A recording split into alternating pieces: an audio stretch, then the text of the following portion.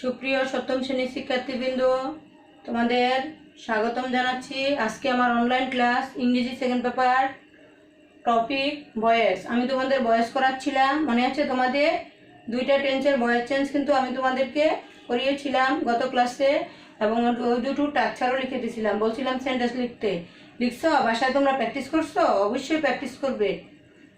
আর আজকে আমরা কোন টেন্সের করব? আমরা কি 9টা টেন্সের বলছিলাম ভয়েস চেঞ্জ করবো অ্যাসার্টিভের। এর মধ্যে কি অ্যাসার্টিভের আমরা কি প্রেজেন্ট, ইনডিফিনিট আর কন্টিনিউয়াস করেছিলাম। আজকে আমরা করব প্রেজেন্ট পারফেক্ট টেন্সের ভয়েস চেঞ্জ। ঠিক আছে? Active into passive. এখন দেখো, আমি এটা স্ট্রাকচার লেখার আগে তোমাদের সেন্টেন্স লিখতেছি। একটা অ্যাক্টিভ ভয়েসের উদাহরণ লিখি। অ্যাক্টিভ ভয়েস তো আমরা শিখেছি সাবজেক্ট যখন কি সক্রিয় একটা সেন্টেন্সে অ্যাক্টিভ থাকে তখন হবে অ্যাক্টিভ ভয়েস, আর সাবজেক্ট যখন নিষ্ক্রিয় মানে ইনঅ্যাক্টিভ থাকে তখন হচ্ছে কি এটা প্যাসিভ ভয়েস। এখন দেখো,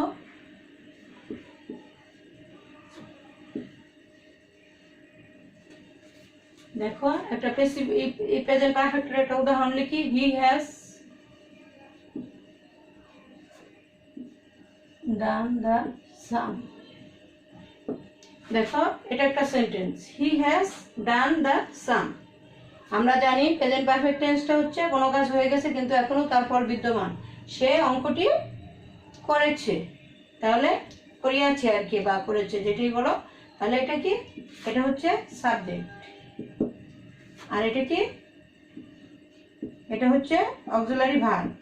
আর এটা হচ্ছে কি মেন ভার্ব। আর এটা অবজেক্ট। আমরা জানি ভয়েসের কমন চারটা রুলস আছে। একটা হচ্ছে অবজেক্ট সাবজেক্ট হবে, আর কি হবে? কি সাবজেক্ট অনুযায়ী সাহায্যকারী বা কি সাহায্যকারী ভার্ব হবে। তারপর কি হবে? মেন ভার্বের পাস্ট পার্টিসিপল, তারপর প্রিপজিশন, তারপর সাবজেক্ট আবার অবজেক্ট। এখন এটা যদি আমরা বেসিক করি, দেখো আমাদের অবজেক্ট কি? দি সাম। দি সাম হচ্ছে আমাদের অবজেক্ট। তাহলে দি সাম, এখানে হি থার্ড পারসন সিঙ্গুলার ছিল, হ্যাজ হচ্ছে। এখন দি সাম অঙ্কটি, এটাও কি হবে? হ্যাজ হবে। প্যাসিভের সময় মানে প্রেজেন্ট পারফেক্ট টেন্সের প্যাসিভ করার সময় কি হয়? এই হ্যাভ অথবা হ্যাজ সাহায্যকারী ভার্ব আমরা জানি, এটা অতিরিক্ত কি হয়? একটা বিন হয়, বিন। আর এটাতে খুবই সহজ, এটাতে অ্যাক্টিভ থেকে প্যাসিভ করার জন্য। কেন? আমরা জানি ভার্বের 3 নম্বর ফর্ম লাগে, এটাতে 3 নম্বর ফর্ম অলরেডি দেওয়া থাকবে, তোমাকে আর ভেবে বের করতে হবে না। তাহলে কি হবে? The sum has been done by preposition. আমরা বলছিলাম না প্রিপজিশন লাগবে বাই কি? হিম। ঠিক আছে? বুঝতে পারছো? অবজেক্ট আমাদের কি সাবজেক্ট হয়েছে দি সাম, আর এখানে অঙ্কটি এটাও কি থার্ড পারসন বোঝাচ্ছে, এর জন্য হ্যাজ হয়েছে। এটা থার্ড পারসন ছিল, হ্যাজ ছিল, আর অতিরিক্ত কি হয়? বিন। আর এটা মেন ভার্বের কি পাস্ট পার্টিসিপল দেয়াই আছে, দেখো ডান বাই হিম। আমি তোমাদের লিখে দিয়েছিলাম না সাবজেক্ট, এটার কি হি এর কি অবজেক্ট কি হিম। এখন এটা স্ট্রাকচারটা দেখো।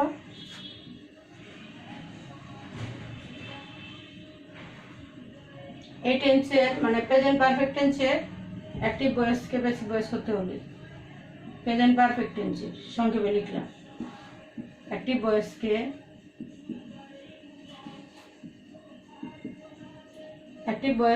প্যাসিভ ভয়েস করতে হলে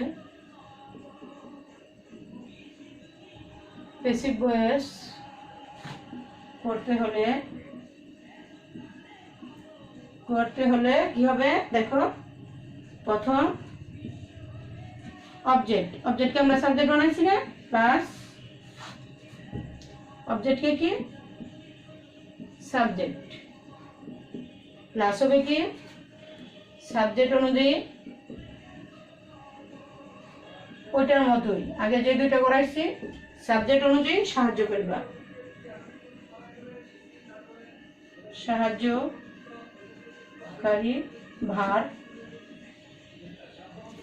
সাহায্যকারী ভার্ব। দেখো সাহায্যকারী ভার্ব কি হবে?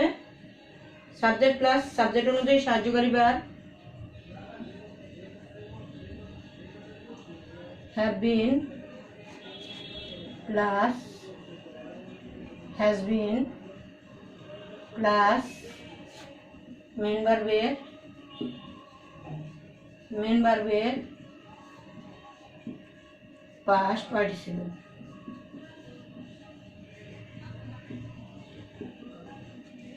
participle ফর্ম প্লাস কি হবে প্রিপোজিশন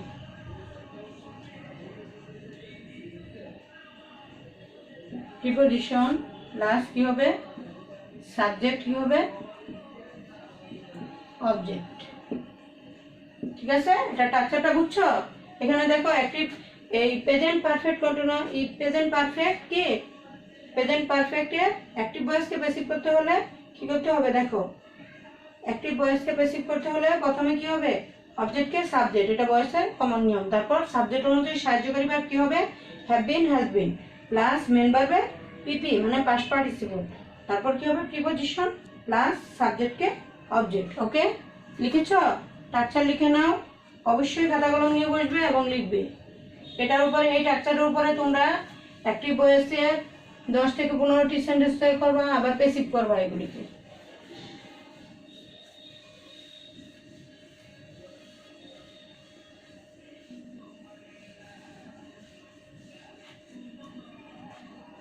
এখন দেখো আমরা কি তোমরা এটা সেন্টেন্স তৈরি করবা এবং করবা। এখন আমি তোমাদের আরেকটি টেন্সে কি অ্যাক্টিভ ইনটু প্যাসিভ দেখাবো। তাহলে আমাদের প্রেজেন্টের 3টা কমপ্লিট হলো। গত ক্লাসে 2টি দেখিয়েছিলাম, আজকে 3 নম্বরটা দেখালাম। আজকে এখন আমরা কি করব পাস্ট ইনডিফিনিট টেন্সে করব। অ্যাসার্টিভের past ইনডিফিনিটের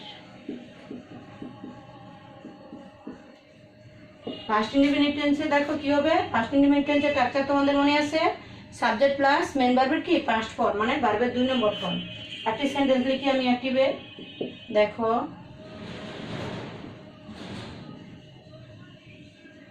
I learned my lessons।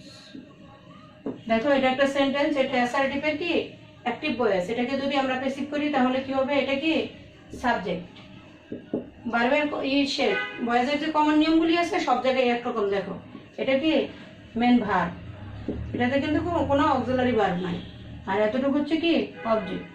তাহলে ভয়েসের কমন নিয়ম কি অবজেক্টকে সাবজেক্ট, সাবজেক্ট করলে কি হবে মাই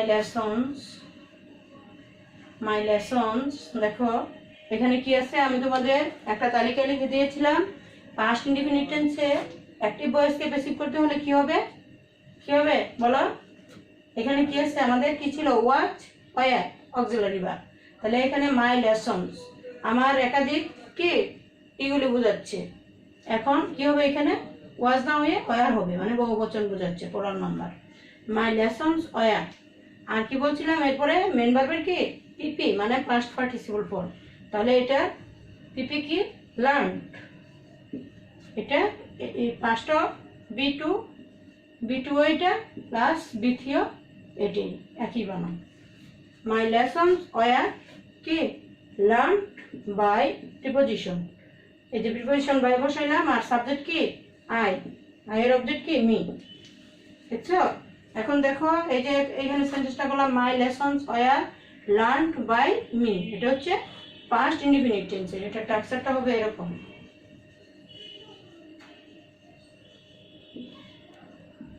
স্ট্রাকচারটা হবে দেখো প্রথমে কি হবে অবজেক্ট সাবজেক্ট ভয়েসের কমন নিয়ম যেটা, প্লাস হবে সাবজেক্ট অনুযায়ী মানে অ্যাকর্ডিং টু সাবজেক্ট অনুযায়ী কি অক্সিলারি ভার্ব মানে সাহায্যকারী ভার্ব। অক্সিলারি ভার্ব কি হবে দেখো ওয়াচ और কি ওয়্যার, তারপর কি হবে প্লাস হবে মেন ভার্বের পাস্ট পিপি মানে পাস্ট পার্টিসিপল ফর্ম, অবলিক দিয়ে আমরা বি3 লিখতে পারি। ঠিক আছে, প্লাস প্রিপোজিশন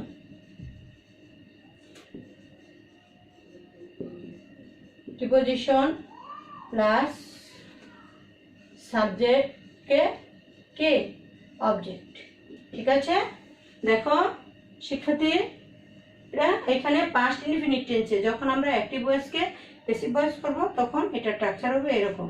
দেখো প্রথমে অবজেক্টকে সাবজেক্ট, এখানে আমরা অবজেক্টকে কি সাবজেক্ট করেছিলাম না, সাবজেক্ট, তারপর অবজেক্ট কি সাবজেক্ট অনুযায়ী যে অবজেক্টটা সাবজেক্টের বসছে সেই অনুযায়ী কি এটা সাহায্যকারী বা ওয়াজ অথবা ওয়ার নিতে হবে। দেখো অনুযায়ী সাহায্যকারী বা ওয়াজ অথবা ওয়ার, এখানে আমাদের কি প্লুরাল ছিল এই জন্য ওয়ার হয়েছে। দেখো ওয়ার, তারপর মেন ভার্বের কি যে বয়েজের কমন নিয়ম পিপি মানে past participle form Bithi plus preposition, preposition অনেক হতে পারে বলছি, বেশিরভাগ বা এর ব্যবহার, তারপর দেখো প্লাস সাবজেক্টকে অবজেক্ট। ঠিক আছে, এটা হচ্ছে পাস্ট ইনডিফিনিটের নিয়ম। তোমরা এখন এটার উপরে আরও 20টি সেন্টেন্স অ্যাক্টিভ লিখবে এবং বেসিক করবে, বাসায় বসে বেশি বেশি করে প্র্যাকটিস করবে, তাহলে দেখবে খুব সহজে পেরে যাচ্ছ। এভাবে আমরা অ্যাসারেটিভ শেষ করব, ইন্টারোগেটিভ করব, তারপর ইম্পারেটিভ করব। ঠিক আছে, তোমরা ভালো করে প্র্যাকটিস করো, বাড়িতে বসে বসে বেশি করে লেখাপড়া করো। ঠিক আছে, আজকে তাহলে আমি শেষ করছি এখানে। এই দুটো নিয়মের উপরে তোমরা 20-40টি সেন্টেন্স বাড়িতে লিখবা, অ্যাক্টিভ এবং প্যাসিভ করবা। আমি কিন্তু স্কুল খোলার পর এগুলো অবশ্যই দেখব। ঠিক আছে, গুড বাই।